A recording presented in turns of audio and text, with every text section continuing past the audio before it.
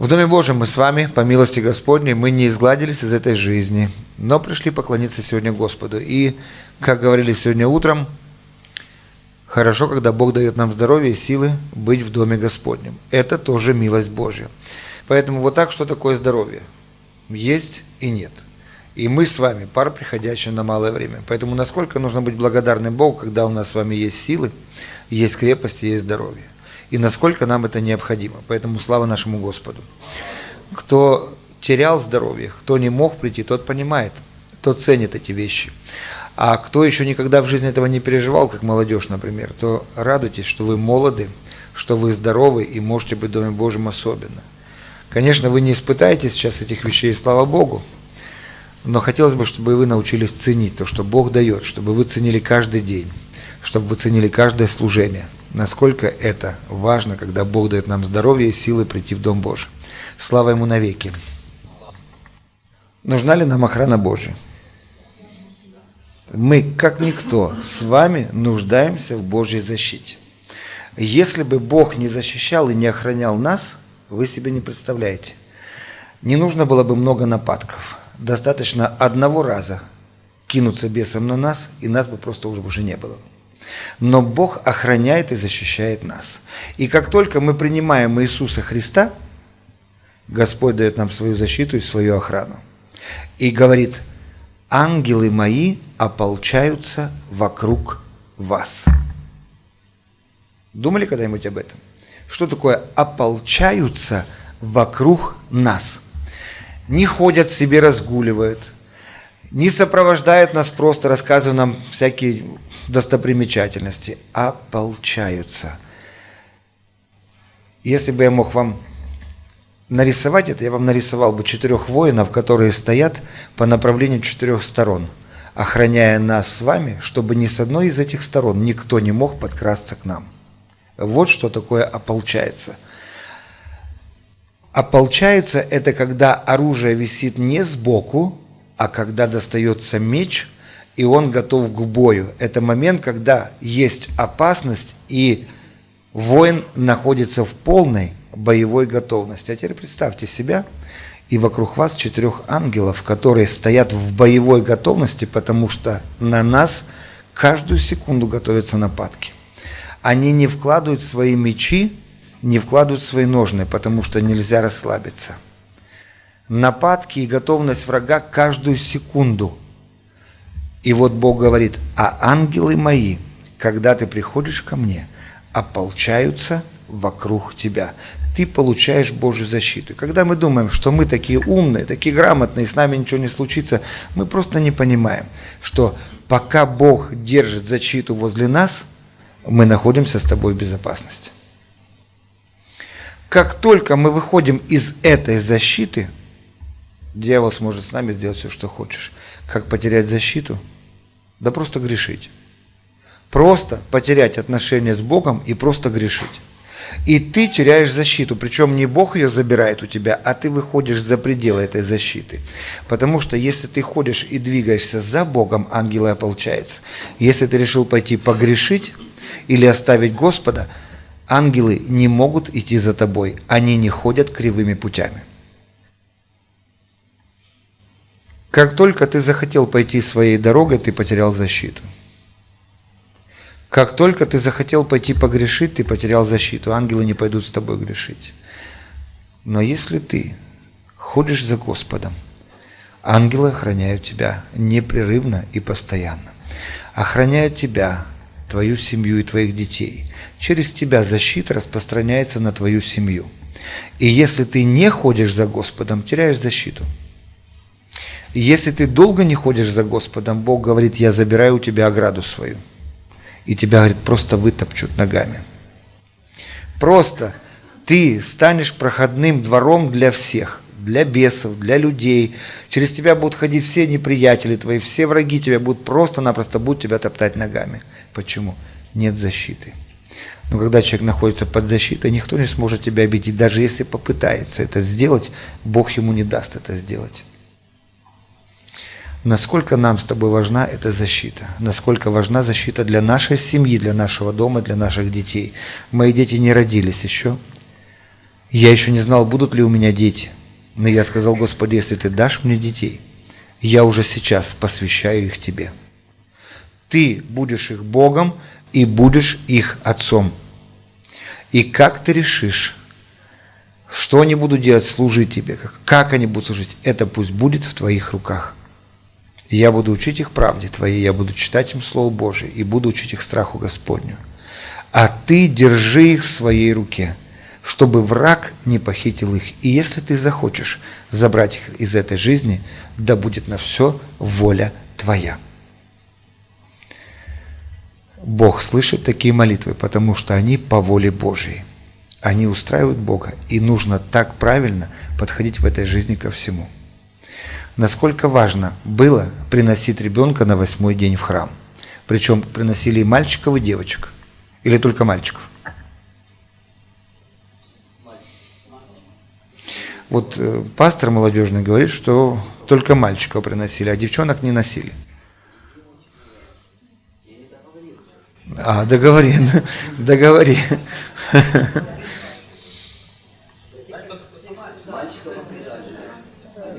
Да, мальчика обрезали. Это он правильно говорит. А я спрашиваю, приносили всех, и тех, и других? Приносили на 8-й день. Ребенок Израиля, Дитё Божие, на 8-й день приносилось в храм. Для чего? Чтобы его благословили. А благословение, сказано, обогащает и печали с собой не приносит. Когда человек идет к Богу и говорит: вот мое дитя, Господи, благослови это дитя, он посвящает Богу своего ребенка. И Бог берет над ним защиту и охрану. Дитя не может себя защитить, оно не может противостоять, оно вообще хрупкое, немощное, но защиту берет над ним Господь. Чтобы вы себе поняли, каким образом, когда Адам с Евой согрешили, все дети попались под проклятие стали рождаться во грехах, и все были под проклятием. Их не носили посвящать Богу. И дети росли под проклятием. Много умирало очень. И Бог дал четкое задание израильскому народу: если вы мой народ, на 8-й день вы обязаны принести дитя, благословить его. Дитя, которое принесли Богу, благословили, находится под защитой Божией. Которые не благословили, дьявол обижает детей таких. Вот почему так много в народе сегодня. Люди идут к бабкам выкатывать страхи, всякие глупости. Не знают, куда идти. Сатана настолько их обманул, и они идут к каким-то бабкам, каким-то гадателям, каким-то чревовещателям, для того, чтобы кто-то помог решить проблему ребенка. Бабка выкатывает яйцом и вышептывает. Одно выкатывает, а другое в это время вкатывает. Потому что это не дело Божье. Причем это проклят всякий, кто обращается к ним и кто этим занимается. И ребенка, когда приносят, чтобы его исцелить, наоборот, отдают его в проклятие. И как бы одна болячка уходит, когда бабки хвастаются: о, там было там у ребенка такое, я покатала, и все нормально. И другая рассказывает: я к бабке понесла, и все нормально. Не понимая того, что бабка одно выкатала, а в 50 раз больше вкатала. Потому что это проклятие. Это проклятие на всю жизнь. Церковь имеет власть от Господа благословлять детей. Точно так же, как Господь написал в Своем Слове. И дитя не нужно ждать, когда он начнет говорить и ходить. Библия говорит, его нужно принести на 8-й день. И начинают безбожные родители придумывать себе: вот, еще рано, оно еще маленькое, там, каких только оправданий людей, неверующих, я слышал. И есть и верующие, которые тоже так говорят: нет, вот будет сглазит кто-нибудь, вот еще кто-нибудь посмотрит нехорошо. Как может верующий сказать сглазит? Ну, булавку прицепи тогда ребенку на кофту и приноси, раз так боишься. Мы знаем, что никто сглазить не может дитя, которое наше с вами, если мы дети Божьи. Но принести ребенка на 8-й день – это обязанность всякого родителя. И когда мы не приносим своих детей, мы подвергаем их опасности. Опасности того, что бесы будут иметь над ними влияние. Дитё может кричать по ночам, дитё может биться в истерике, дитё может синеть, дитё может терять сознание, что угодно. Когда бесы начинают лезть в дитё, может быть что угодно. А представьте себе цыганский народ, где каждый второй одержимый. Не просто неверующий, одержимый. Почему я так говорю? Потому что гадают, заклинают, проклинают, делают беззаконие, воруют, лгут непрерывно, все время это делают. Проклятие на всем цыганском роде из-за этого. И каждый второй из-за этого одержимый. Насколько, когда вы, дети Божьи, будучи цыганами, и вы являетесь детьми Божьими, насколько вы должны быть осторожны. Вы живете в таком коллективе, в таком составе, где каждая вторая гадалка и проклята, где каждый третий – это человек, который ворует и лжет. Понимаете? Насколько это важно, насколько, Ваня, тебе важно быть в Господе. Твоя семья получит защиту. Насколько, Авраам, тебе очень важно, чтобы ты был в Господе, чтобы твоя семья получила защиту. И когда в тебе есть Бог, то бесы не могут тронуть твоего ребенка. А когда ты теряешь отношения с Господом, наши дети подвергаются нападкам дьявола. Если мы, взрослые, подвергаемся таким нападениям, то что говорит за детей? За немощное дитё, которое не может сопротивляться. Приходят эпилепсии, приходят различные болячки, которые случаются у детей, и потом родители ничего не могут сделать. Помните мужчину, который пришел к Иисусу Христу и говорит: мой сын, он то в огонь, то в воду его кидает, пена изо рта у него летит. Эта болезнь называется эпилепсия по-современному. А на то время называлась просто обыкновенным словом бесноватость. И когда врачи придумали бесноватости название, они просто-напросто прикрыли того, кто является источником эпилепсии. Это одержимость, когда бесы входят в ребенка, и ребенок становится одержимым. Он падает, ни с того ни с сего падает, пена изо рта выкручивает его, выламывает. Вот так поступают бесы. И это называется эпилепсия. А нам с вами нужна защита самим, нашим детям и нашим семьям. И для этого не нужно постоянно бегать там и просить, чтобы: Господи, Ты только защищай. Ты просто служи Богу, и Бог защищает нас с вами. Вот что очень важно. Дитё спит, и не будем будить его, но мы за него будем молиться, потому что у дитя есть проблема. Папа с мамой не принесли его для того, чтобы благословить его в церковь. Маленькое дитё и уже подвержено влиянию бесов. А мы, церковь, имеем власть наступать на вражью силу. Настраиваем наш слух, настраиваем наше сердечное ухо для того, чтобы слышать, чтобы ничто не потерялось, чтобы вороны не склевали, а вороны – это бесы, ничего не похитили у тебя из того, что Бог хочет в тебя посеять. Потому что, сея в тебя, Бог надеется на то, что оно прорастет и, соответственно, принесет плод. И если оно упало на нехорошую почву, можете даже не ожидать, что у вас что-нибудь получится из ваших плодов. Ничего не выйдет без Бога. Поэтому, когда Господь идет и сеет, нужно быть очень внимательным и на 100% для Него открытым, чтобы Господь мог туда посеять свое. Даже когда иногда нам неприятно это слышать, даже если каким-то образом оно нас обличает, Бог это делает не для того, чтобы нас унизить, а чтобы нас изменить. А измененными мы можем войти в Царствие Божие, а неизмененными не можем. Поэтому пусть Бог делает свою работу. Мы продолжаем с вами тему книги Царств. Это тема Саула и Давида. Сегодня мы будем говорить о Сауле, о его становлении, с чего оно началось и чем оно закончилось. И будем искать вот то рациональное, которое Бог посеял, и оно находится сейчас не на поверхности, а находится внутри. И мы должны с вами у кого просить помощи, чтобы нам объяснил, что же там внутри. И это только Бог. Только Бог может тебе и мне объяснить, что же у Него там внутри, и как оно может нам дать свою помощь и дать свой плод. Итак, я предлагаю вам открыть первую книгу Царств, 13 глава. Рассказывается о том, что Саул уже год как царь, как народ избрал себе царя, по сути отказавшись от Бога, потому что захотели, чтобы было как во всех народах, а все народы имеют царя. Ну и они тоже просят: дай нам царя. До этого кто был царем у них? Бог. Бог был у них Богом и царем, но они захотели как у всех. Ну что ж, Бог ответил согласием на их решение. Помните, мы с вами говорили, что когда мы с вами упрямы, когда мы упираемся, когда мы все равно хотим своего, нас Бог пускает на наше саможелание или нет? Пускает.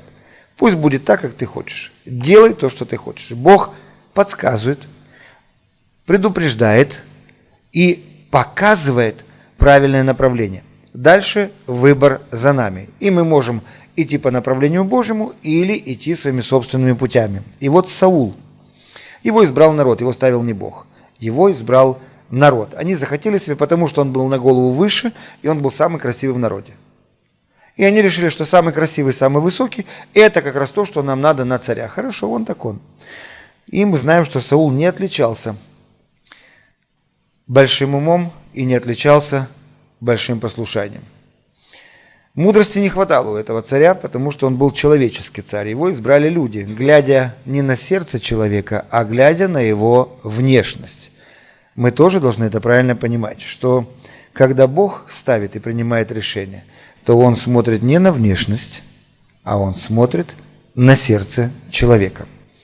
И вот народ ведет войны. Саул возглавляет войны израильского народа, воюет со всеми нападками различных народностей на Израиль, а на их было очень много, и каждый хотел из них завладеть землей израильской, и больше всего это были филистимляне или палестинцы.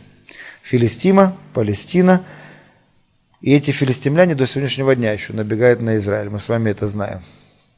Но вот Саул ведет войны против филистимлян. И одна из таких войн через год после его становления. Я читаю из первой книги Царств 13 главы, читаю с 7 стиха. «А некоторые из евреев переправились за Иордан в страну Гадову и Галаадскую. Саул же находился еще в Галгале, и весь народ, бывший с ним, находился в страхе». Они проиграли. Они вели войну и потерпели поражение, но воевать все равно нужно дальше, продолжать нужно дальше сражаться. Однако народ после поражения в страхе, и люди разбегаются от Саула, народ потихоньку начинает бежать, переплывают через реку и текают в свои дома. 8 стих. Саул. «И ждал он 7 дней до срока, назначенного Самуилом, а Самуил не приходил в Галгал, и стал народ разбегаться от него.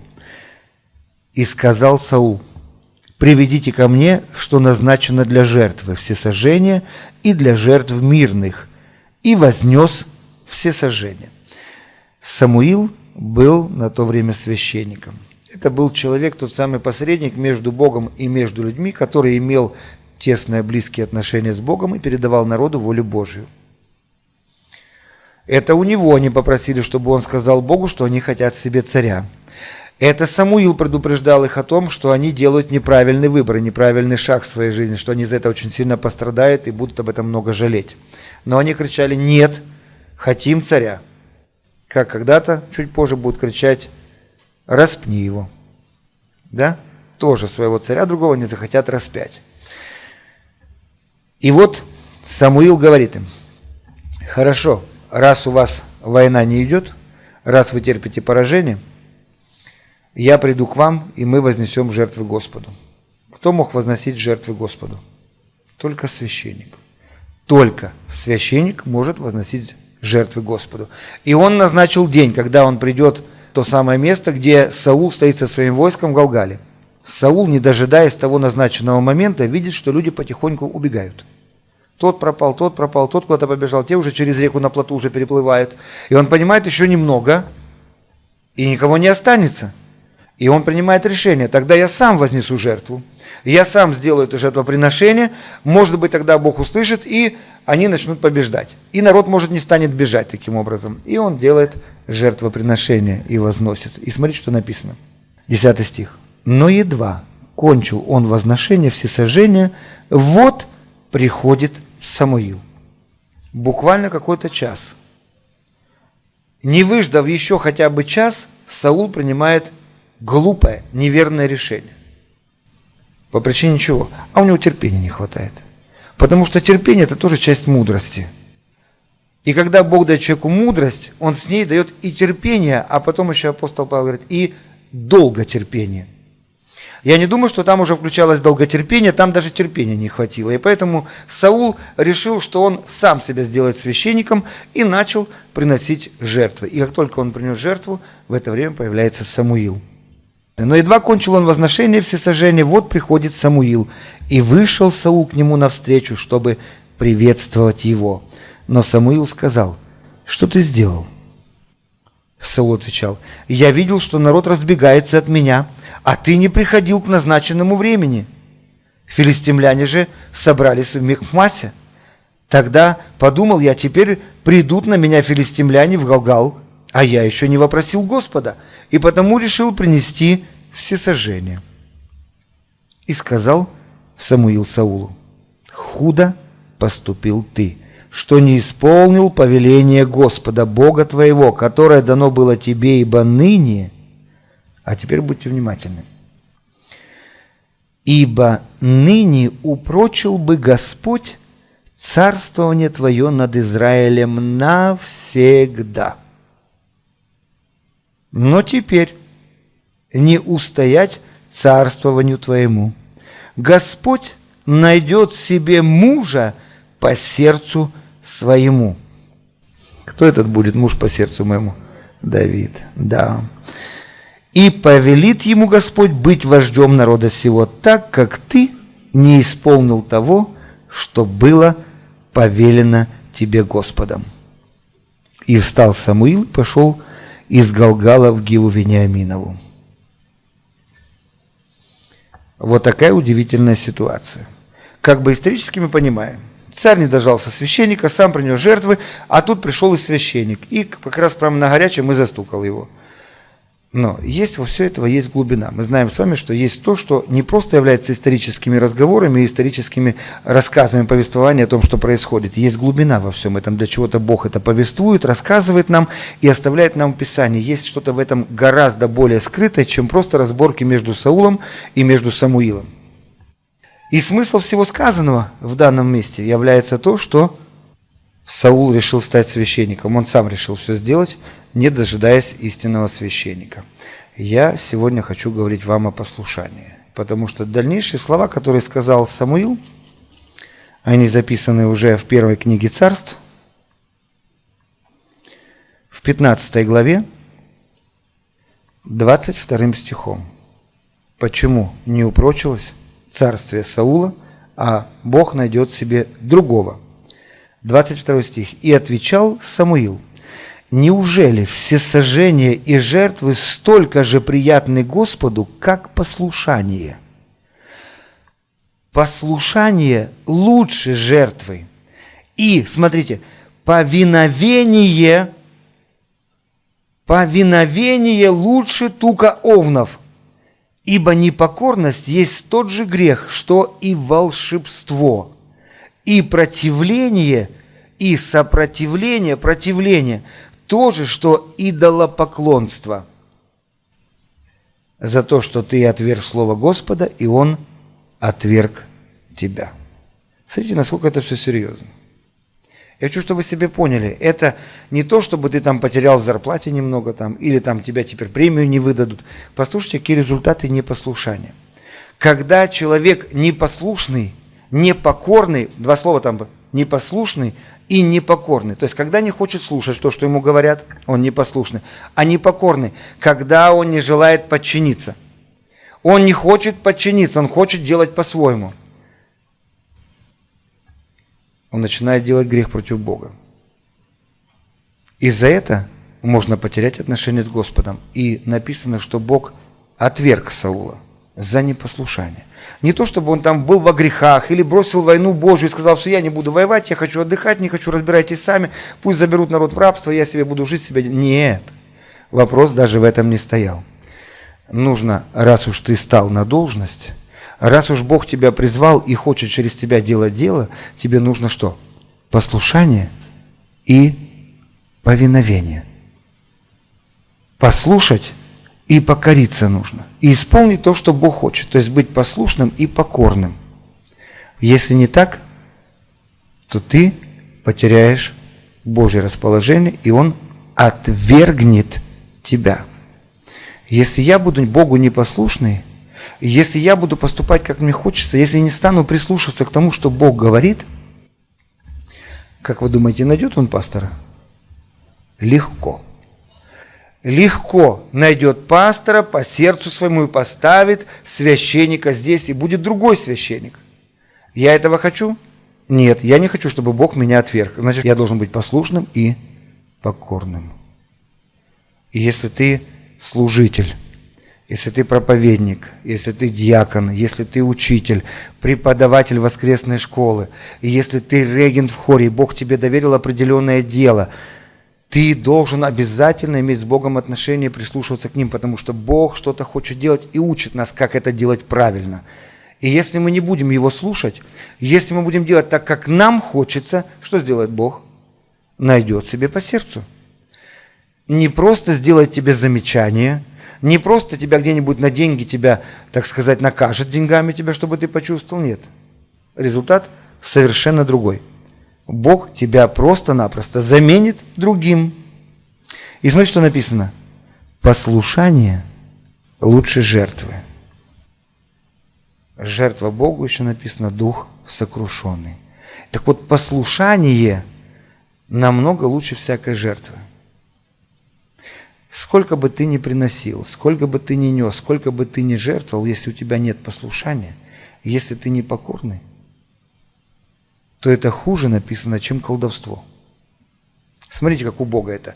Нашими глазами это я имею право на свое мнение, я имею право поступать, как я хочу. Конечно, имеешь право. У тебя свобода выбора. Бог тебя сделал свободным. Но Он тебе говорит, если будешь выбирать то, что мне нравится, будешь стоять, и я буду давать тебе еще больше, ты будешь больше ответственный, и будешь иметь в этом деле успех. Не хочешь меня слушать? Тогда я найду просто вместо тебя другого. Ходи своими путями. Смотрите, как все просто. И как все серьезно, до какой степени. До какой степени все это серьезно. Послушание лучше жертвы, и повиновение лучше туков овна, ибо непокорность есть такой же грех, что и волшебство. А вот как Бог видит, когда мы с тобой непокорны, или когда мы с тобой очень заносчивы. Он говорит, для меня это одинаково, если бы ты колдовал. Занялся бы колдовством и колдовал одинаково. Твоя непокорность, твое несмирение, противление твое одинаково то же, что и волшебство. Противление то же, что идолопоклонство. За то, что ты отверг слово Господа, и Он отверг тебя. Скажите, кто диктует нам порядки и законы? Бог, правда? Нам порядки и законы диктует Бог. Мы можем их исполнять, а можем не исполнять. Если Бог говорит, не пей, а тебе хочется, и ты пошел выпил, что Бог делает? Заменяет тебя другим, а тебя отвергает. Если тебе говорят, делай вот так, так будет лучше, поступай с людьми вот так, так и вот так, у тебя есть возможность прислушаться к Богу, потому что Бог говорит, возлюби ближнего, как самого себя. Ты можешь себя казнить, ты можешь с собой что угодно делать, но ближнего не имеешь права обижать. Так говорит Слово Божье. Он говорит, вообще все заповеди я аннулирую, оставляю только 2. Возлюби Бога всем сердцем. Это когда мы Его слушаем, мы исполняем Его волю. А второе, ближнего, как самого себя. И ты не можешь ни одного ближнего взять и обидеть. Ты должен его любить, как самого себя. Я хочу пойти с вами дальше. Мы говорили с вами о том, как мужья сегодня проигрывают Голиафом. И как, собственно, их семья, их дом в один момент становятся рабами дьявола и бесов. Теперь я хочу поговорить о другой стороне, о женской стороне. Скажите, в доме женщина является хозяйкой дома или нет? Бог доверил ей дом или нет? Вот смотрите, там написано, что женщина может своими руками либо созидать дом, то есть построить его, либо разрушить его. Вы там мужчину читаете где-нибудь? Написано про него? Нет. Женщина созидает дом, и она же его разрушает, потому что она имеет там царство. В прямом смысле этого слова. Бог поручил ей дом. И пока мужчина решает вопросы о том, что там нужно зарабатывать, обеспечить остальное, скажите, кто царствует в доме? Кто за все отвечает в это время в доме? Женщина. Бог поручил это женщине. И по сути дела, она царь. Она царь, и имеет она право принимать свои решения, принимать свои действия, какие-то что-то делать в этом доме. Имеет право или нет? Можно сказать, мне здесь неудобно, я хочу переставить вот это вот так, вот здесь на кухне хочу вот это поменять, здесь сделать. Она имеет право на это или нет? А можно сказать мужу, прибей мне вот здесь полку, здесь мне не хватает полки, прибей мне ее. Что ты царствуешь здесь?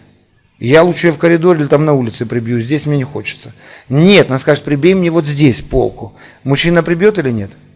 Прибьет.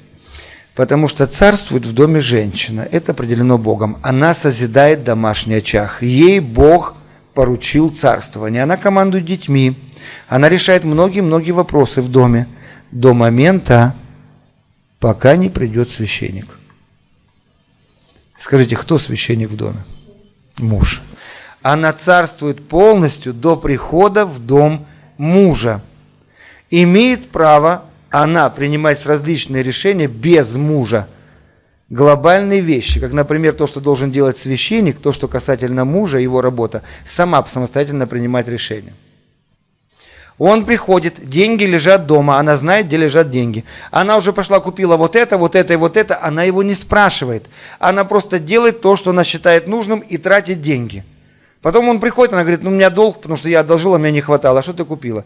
Ну вот это я захотела еще здесь поменять комод, вот это я захотела здесь матрас поменять. А чего ты у меня не спросила? Это правильно или нет? Есть в доме священник. Смотрите, что написано в Слове Божьем. 1 Коринфянам, 11 глава, 3 стих. «Хочу также, чтобы вы знали, что всякому мужу глава Христос». Может женщина быть глава мужа? Никак не может. Я сейчас не говорю о крайних случаях.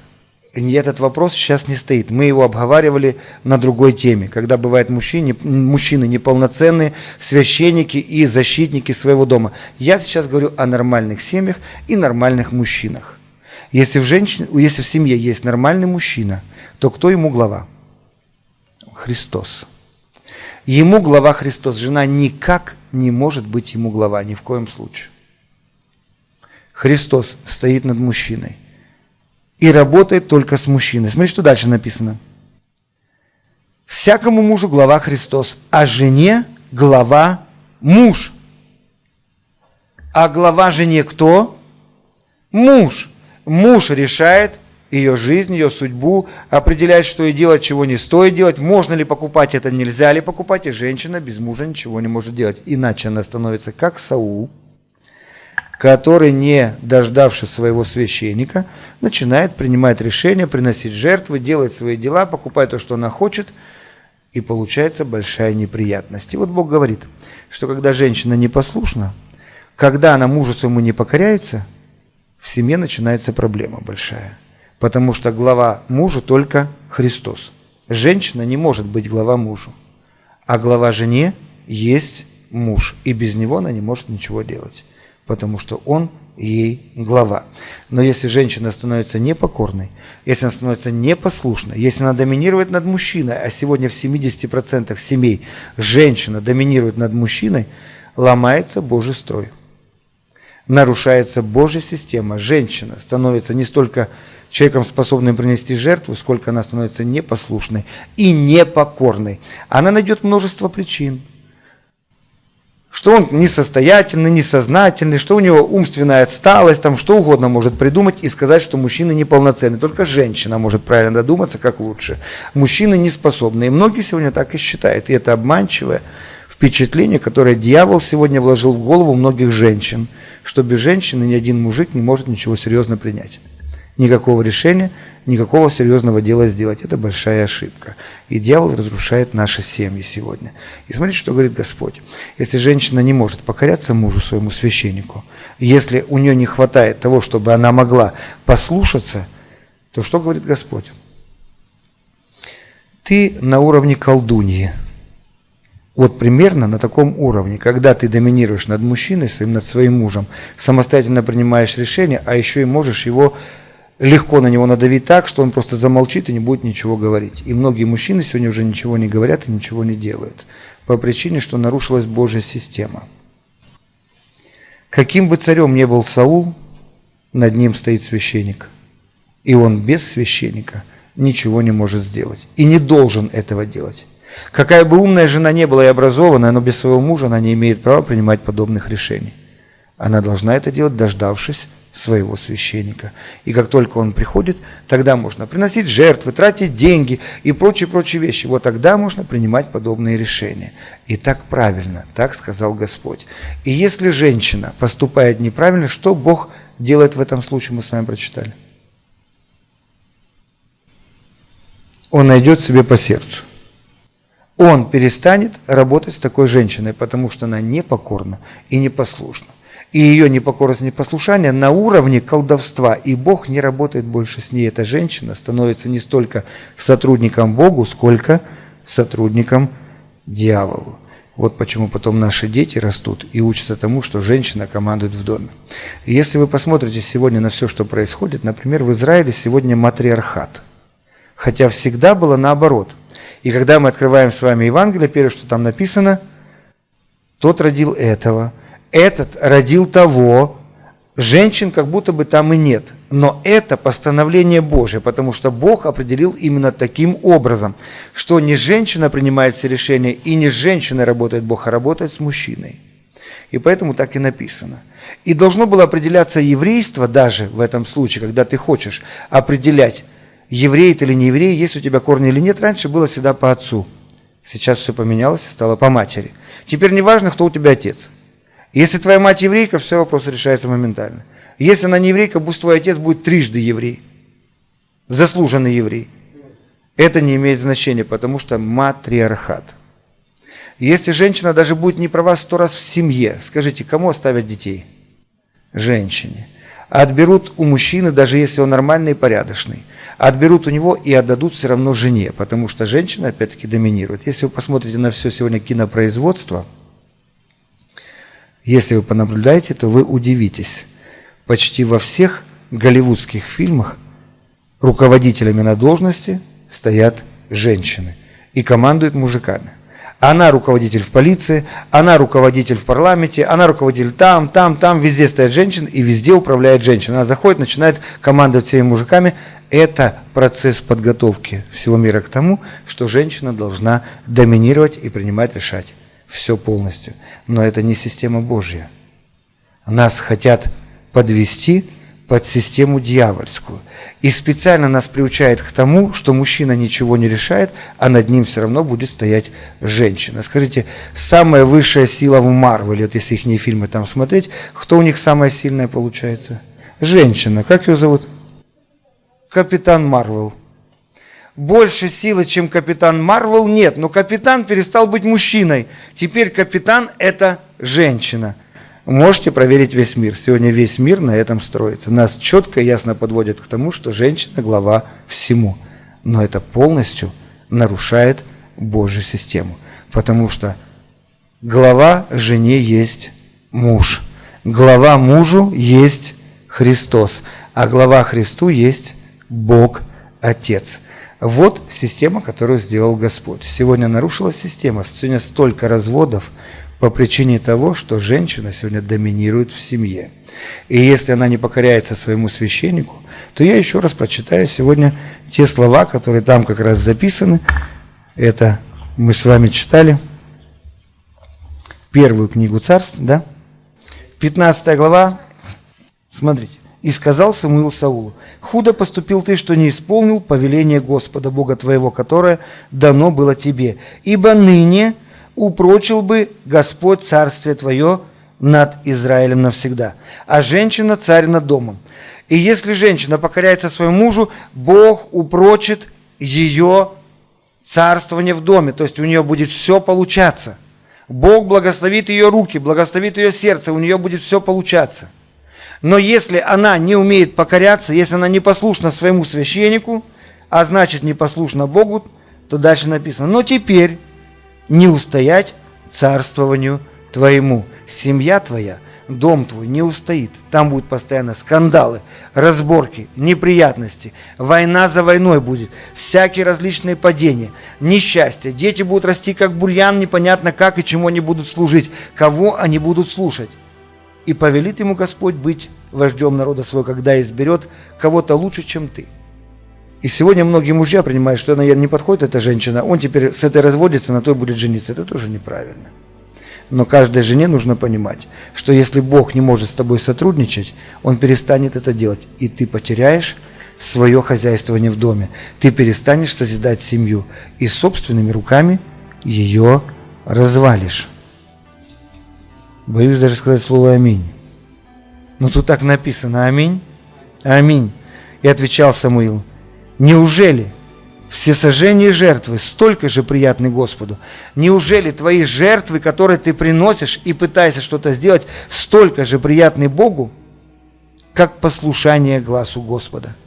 Послушание лучше жертвы, и повиновение лучше тука овнов, ибо непокорность есть такой же грех, что и волшебство, и противление тоже, что идолопоклонство. Вот почему разваливаются сегодня семьи. Вот почему разрушается сегодня институт брака Божьего. По вот этой самой причине.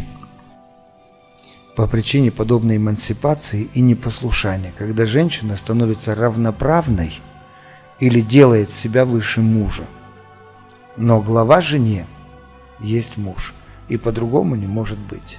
И сама по себе служить Богу без мужа она тоже не может, потому что она подотчетна.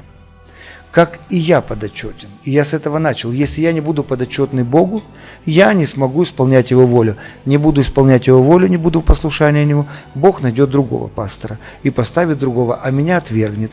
Также и вам все хочу сказать, оставляя вопросы семьи и жен, хочу сегодня сказать всем вам, служителя мои, помощники, все, кто имеет свое служение, если ты не умеешь слушаться, если ты очень сильно характерный, если у тебя есть свое мнение на все, и тебе вообще никто не указ, то знаешь, что сказал Господь? Что Он отвергнет тебя и найдет другого на это место. И Он говорит, если бы ты был послушный, царствие бы твое упрочилось. Если я буду послушный Богу, церковь станет тверже и упрочится или нет? Упрочится и станет тверже, и будет еще больше ставить Господи и спасать души. И если я не покорен Богу, моя церковь тоже будет непокорна Ему. Я сам буду так делать и научу всех остальных так делать. И это касается каждого из вас. И хочу, чтобы для себя вы четко уловили и это поняли, что послушание лучше всякой жертвы. И покорность тоже гораздо лучше тука всяких овнов для Господа. Аминь. Значит, что нужно нам с вами? Послушание и покорность. И Богу нашему, и в служении, и в семье нам с вами не хватает послушания. Оно нам очень необходимо, особенно в это последнее время. Пусть вы будете послушны, и ваше служение будет еще прочнее. И чем больше вы будете непокорны, Бог будет терпеть, пока просто вас уберет с этого служения, вы останетесь ни с чем. А надо, чтобы пришел Господь и застал вас за тем делом, которое вам поручил. Времени уже не осталось. Давайте с вами будем еще больше и больше прислушиваться к мнению Бога, к Его Слову, к служителям, которых Он поставил для того, чтобы нам с вами приносить жертвы Богу приятные. И чтобы нам быть теми, кого Бог назовет по сердцу своему. Аминь. Кто у вас главнее, священник или вы? Священник. Вы можете выполнять свою работу, делать свой труд, совершать свое действие, но помните, что над вами стоит священник. Вы подчиняетесь вашему священнику. И это так приятно мне говорить сегодня с кафедры. Шучу, но в каждой шутке есть доля шутки, остальное правда. Хочу, чтобы и вы были послушны священнику и послушны Богу. И тогда у нас с вами все получится, и будет созидаться наш с вами дом, и наша церковь, и будет расти количество людей, и будет расти количество спасенных, и души будут меняться, люди будут приходить сюда, и будут большие перемены происходить в них, потому что Бог благословит нас. А если нет, то найдет для них другую церковь.